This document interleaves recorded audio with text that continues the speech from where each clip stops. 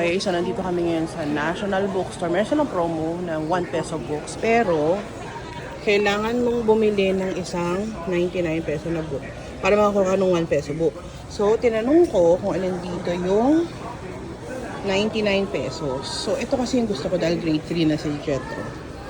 Ay, incoming grade 3. So, ito daw yung piso. Kailangan mo bumili ng isang ganito. Eh, mga pang pre-K naman. Ito grade 2. At least ito grade 2. So, bibili ako nito. Daddy said that this is gambling. Yes, that's gum. And kasi yung gusto niya, bingo. Tapos 250.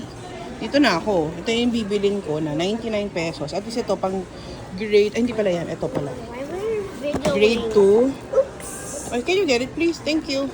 Ito, grade 2. Bibilin ko siya ng 99 pesos. Tapos ito bibilin ko ng, ito pang grade 3. 1 peso. So, bali 100 pesos for the 2 books. I want this. You want that? Yes, it has stickers. I'll give you stickers at home. Marami tayong stickers. Come on, Mommy. Let's just buy it, okay? Ito yung ibabay natin. This one's for grade 2. This one's for grade 1. Are you grade 1? Diba? Oh. Huh? Let's see if there's stickers. Oh, you get 2.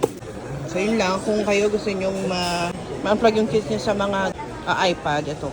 Ito kay National Bookstore. Marami silang promo dito. Ito pa, meron pa sa ilalim pala. Stickers. May pang grade 5 pa. Meron pang, ano kayang grade to? This isn't stickers anymore. Oo nga eh. Ito, textbook for grade 2. Kaya lang grade 2 na siya eh.